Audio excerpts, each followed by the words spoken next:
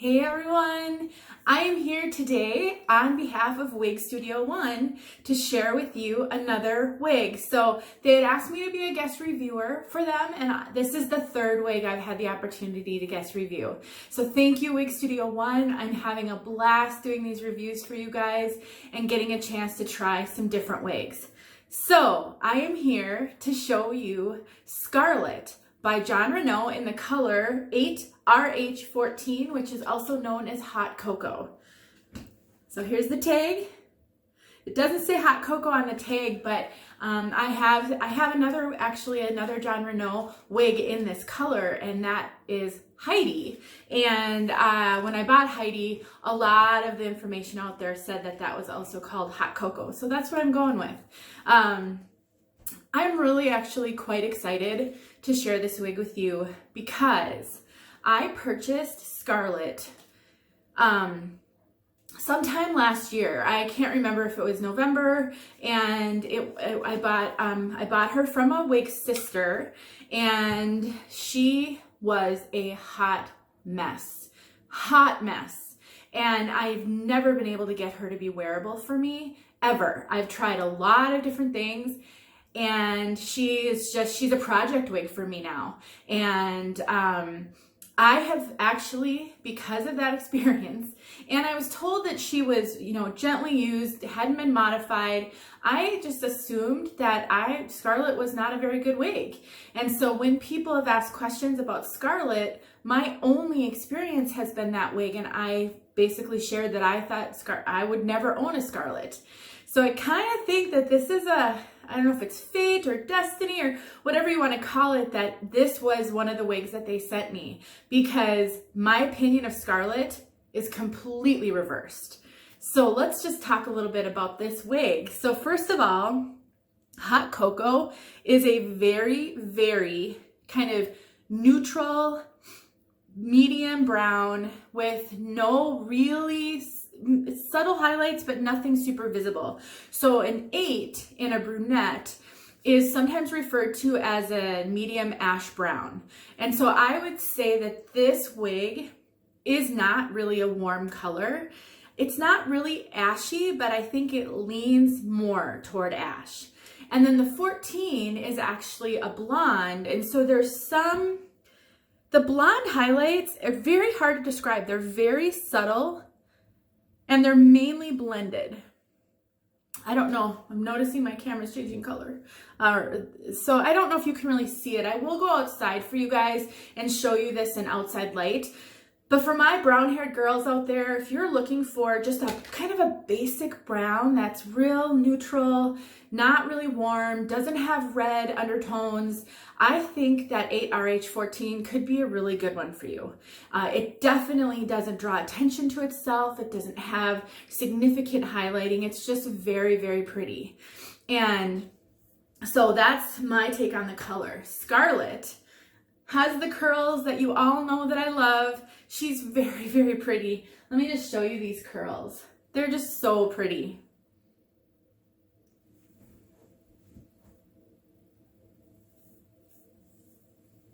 I wish I could get that color just to hold still for me. So Scarlet has a lace front, but she doesn't have any monofilament. So I think the price point is a little bit more reasonable because she doesn't have a ton of cap features. So I'll show that to you. I did film an out of the box on this one, and it will be at the end. So stick around until the end so you can see my out of the box. You can see I've had to do a few things to Scarlet to get her to look like this. So please, please watch the end so you can see what you might be able to expect if you were to buy Scarlet. Now, of course, every wig comes to us a little bit different. And so you might get a Scarlet that out of the box looks just like this. This one needed help with the curl, needed help getting rid of some box hair, and needed some help in the front to lift the front a little bit. She laid very, very flat in my face. So what I did with all my curly wigs, I have a 3-step process that I might have to follow to really get the potential of the curls. Step 1 is to spray a wig down just with water and scrunch the curls hang upside down, let it dry. Step 2 is soaking the wig in a sink full of water or a bucket of water, and then scrunch the curls, hang upside down to dry. Step 3 is to fully wash a wig. It is rare that I have to go to step 3 with a brand new wig, but Scarlett required step 2. So I did soak her in a sink full of just plain cool water, and then I shook her out. All the steps include shaking out. You got to get these fibers loosened up off of the cap, off of themselves. So shaking out a wig is a very good thing. And then I hung her upside down to dry. After that, she still wasn't quite where I wanted her to be. And I did actually do a quick little video of how she looked after that. So you're going to see her out of the box. You're going to see her after I did step 2. And then you're going to, now you're seeing the final product. What I ended up doing is I ended up steaming the bangs a little bit in the front. I just took my Jon Renau steamer. You can use any steamer. I happen to have the Jon Renau, and I do like it's a very concentrated nozzle. I am going to be putting a video out there about that. As a matter of fact, I did film not the steaming part of it, but what I was going to do with this. So I'll put that on the end as well. So you can see the steamer I used, all the products that I used. So I really just steamed this part. That's all I steamed, and that was enough. I mean, if I shake her hard enough, she's going to come. But this was like this before. So that was plenty. After I steamed her, I sprayed her with water again, and I scrunched her up. And actually, I used a product on her. I want to show you what I used. It is not a synthetic hair product. So please, I hope I don't get in trouble for this since this video is for Wig Studio 1. I would just share this in my own videos. So if they tell me not to do this again, then I'll keep that in mind. But I just use this Paul Mitchell flexible round trip. It is it's for human hair, but I have used this on a number of curly wigs, and it really can help if you just, when it's damp, I've done it, and then I just, a tiny bit, a pea size amount. And then I just kind of scrunch it into the curls a little bit, and it does really help define the curls, even on a synthetic wig. I don't overuse it, I don't use a ton, and I've never had it damage the fibers, and I have used it on a lot of wigs. Just be careful and judicious and don't use too much. I just feel any products can weigh wigs down and shorten their life. So I've tried to not use a lot of product on wigs. I really don't. I don't spray them every time I wear them with conditioner. The other thing that I did is I did a little bit of this Brandywine mousse. This is for wigs. And I kind of tamed because she doesn't have any monofilament, she has permatease. And you can see the permatease a little bit, if you can see that. It was a little frizzy, so I just took a little bit of the Brandywine, just a tiny bit, rubbed it between my fingers, and just kind of went like this. It tamed the frizz. And I saw someone else do that in a video, and it was like magic, and it really works well. So those are all the things that I did to Scarlett to get her to look like this. It doesn't require being a hairstylist. None of this was over the top. And so if you get a wig that isn't quite what you were expecting, I think all of this kind of stuff can be really helpful. So let's look at the lace front. So this is her lace front. It is good. You know, it's not, sometimes I get a lace front and I say, oh my gosh, that looks amazing. I think this is a passable, decent lace front. So I would wear her, well, clearly she steamed up off my forehead a little bit so you can see it. I would also wear her clipped up. You could definitely do that with this one because of the lace front. It'll be fine. You can see those knots a little bit. They're not super thick. They're not super dense. So I think it's fine. She does have permatease, like I said, so there is a bit of permatease here. And, you know, I have shared in some videos, and TAZS actually has a fabulous video about permatease, which I have shared before. And I'll try to see if it can be linked somehow in this video, whether on the Wig Studio 1 YouTube channel or my own when I share it. But you take a wide tooth comb and you just kind of get in on the permatease a little bit just to loosen it up, and that makes a world of difference. But I gotta tell you girls, in wigs that are curly, the permatease isn't, as far as the visible permatease, isn't as much of a problem. The curls and all the stuff that happens with curls really does disguise that permatease. It just doesn't draw attention to itself because of the curls. I think I have a piece of fiber in my eye. So I wouldn't shy away from this one. The lace front really, really makes up for that a ton. So if you like this kind of a style, this kind of wave, this length, I like Scarlet a lot. I'm keeping Scarlet. You know, I have the option to sell any of the wigs that get sent for reviews because I'm not choosing them. They're just sending them to me. So it's possible I'll get a wig that isn't for me. That doesn't mean it's a bad wig, but I'm keeping Scarlet. I like her. I'm so glad that now I know Scarlet's a good wig because I really thought it was not a good wig based on my one purchase. So there's that lace front. It's fairly deep. So it does sort of mimic that you have a part. So that is tremendous. And then there's the inside of the cap, so you can see all that permatease. The permatease is there, but it's not heavy permatease. It's not thick and pillowy. I have Mia by Tressa. So much permatease. I have Ocean by Estetica. I have a video on that. So much permatease. I love that one, but it's a ton of permatease. This one has appropriate permatease for the style. And then you can see just those curls. She has the velvet ear tabs that adjust. She has an extended nape and the Velcro adjusters. Love those Velcro adjusters. As far as coverage goes,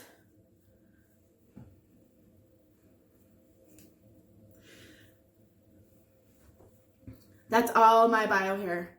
So Jon Renau caps, I struggle to figure out how they really fit me. I don't have a lot of Jon Renau wigs, but this, okay, so there's the wig, and here's where all my bio hair shows. So the end of the ear tab is like right there. So it's not terrible coverage. I have an issue with my bio hair showing in a lot of wigs, so I just have to have strategies to combat that. Whether that be making sure that the color of the wig is close enough to the color of my hair so that I can, you know, blend it, or making sure that the style doesn't require being back, or, you know, a root powder of some sort. But for those of you who know, I have a very petite head, except for my circumference, which is average, 22 inches. The rest of it is very petite. And I have a little bit of extra cap here, like I always do, but not a ton. She really fits me fairly well. I didn't have to adjust her a ton. So, you know, I really am I think she's cute. I think she fits well. I'm really enjoying her. I think that if you didn't want these curls to be so defined, you could comb her out. I have not. I've scrunched her, I've sprayed her, I've finger combed her and finger styled her. And that's what I've done because I really like these curls. As far as updo potential, because of the permatease here, and you know, don't get me wrong, she absolutely has permatease. I can actually feel it. So there is definitely permatease. It's not wild, it's not super pillowy. It makes this style work because it lifts it off the head. But if you don't like permatease at all, Scarlett's not your girl. She's just not. If you can handle some permatease and you see the value in a curly wig, then don't be afraid of this one. But because of that permatease, updos just become a little bit more difficult to navigate around permatease. So the more permatease I'm finding, and somebody may correct me, and that's good if they have a different experience, but I'm finding navigating around permatease can be a challenge because it just increases the poof. So if you really want a poofy kind of style, then I think that will be fine. But just keep that in mind. The more permatease that you have, the harder some of that stuff will be. But because of her lace front, she is definitely able to be clipped off the face. So if you're someone who doesn't like the hair to hang down, you can take a clip and just kind of clip her up, and that would be super, super cute, but also super easy. You know, you just take one of these claw clips, and it doesn't require any special skill to just kind of clip her up, and she's good to go. Make sure she's in the right place. All right, guys, so that's Scarlet. You'll be able to see the out of the box and all the other stuff, and I'll get outside and I'll get you guys an outside view. Thanks for watching. Let me know if you have any questions. I'm happy to help. Hey guys, okay, here is Scarlet outside. hot cocoa in outside light. I'll walk around for you guys like I always do so that you can get a good view and some filtered light and some sunlight. These are going to be a lot harder for me to do when winter hits. I'm in Minnesota. I'm not sure I'll be able to walk out in the yard this way when the snow is 10 inches deep or whatever, 3 feet. So hot cocoa, like I said, is so pretty. Look at how pretty it is out here. Really, really subtly highlighted and really neutral.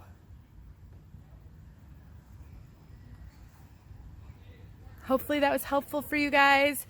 Thanks so much for watching. Hey, all right, so this is the out of the box on Scarlet by Jon Renau. And so I thought it was really good for you guys to see how she looked out of the box, but I didn't want to start this video with this just to try something a little different so you could see her looking good and then see what I had to work with at the beginning. So we'll see how this one goes. But here you go. This is literally out of the box. This is how Scarlet came to me. So you can see she's got quite a bit of box hair. She really does need some help with the bangs. Look at how she's kind of crimped right there. The curls are very loose or lifeless and droopy. So I'm gonna probably soak this one just because I think she needs more help than just spraying will give her. And I probably already told you about this. So I'm filming this first, obviously, because I can't film an out of the box after I film a styled video. So I'm not sure what I'll say in the styled video, but just so that you have seen her this way, and then you'll know what I had to work with in the beginning. Thanks a lot for watching, you guys. I hope it worked to do it in this order, but I'll keep experimenting. All right, everyone, just really quickly want to show you what I've done to Scarlet, and because I want a full disclosure. When I do a video, I want you to know everything about the wig, if it's out of the box, if I've messed with her, because I don't want you ever to be disappointed by buying a wig because you loved how it looked on me and that wasn't realistic. So I am going to steam Scarlet's bangs up a little bit. So here she is on the wig head, and I have my Jon Renau steamer and it's ready to go. And so what I've done is I've clipped the bangs up a little bit right here. Hopefully you can kind of see that. So I've got a little clip, and so I started back a little ways. I'm trying to see how I can get this. I started back a little ways. There's more bang up front, and I'll get to these. So what I'm gonna do without dripping on, so this will bubble over a little bit as I'm steaming. It's just the way it happens. So it's gonna get on me a little bit if I'm not careful. So I am just going to take this comb and I'm gonna kind of hold the bangs, and I'm just gonna apply some steam just to make sure they're up in the air, and I'm just applying some steam. I'm not holding it on there too long, and that's what I'm doing. And I'm not combing through it or anything like that, and the fibers are getting warm. I'm not getting it on the lace, so this has got a bit of a deep lace front, and so I want to be careful not to get it on the lace. All right, so now I want to take the front of the bang, and I want to do the same, but I haven't clipped this up because I don't want it to be quite as much. I want it to be a little bit more subtle.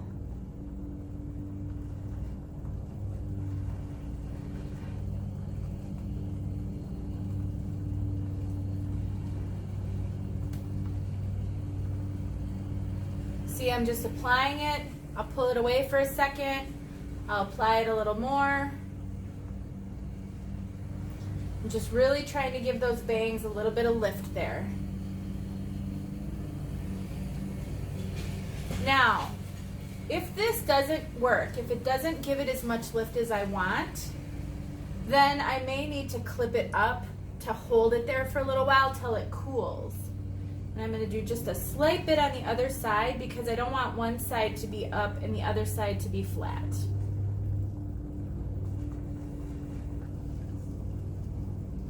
As it gets wet, it does want to kind of stay up a little bit better, and then I don't have to hold this there.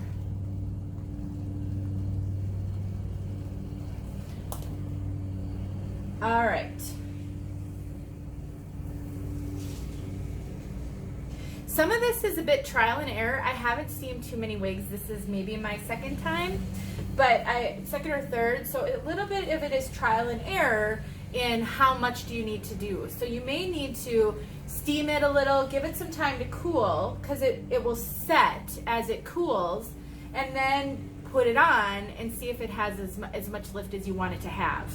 And, you know, keep doing that. And then at some point you'll need to see how it is when it's dry, and then you may have to come back and do it a little bit more. So this may not be a one and done. It may take a little while, but this is the technique.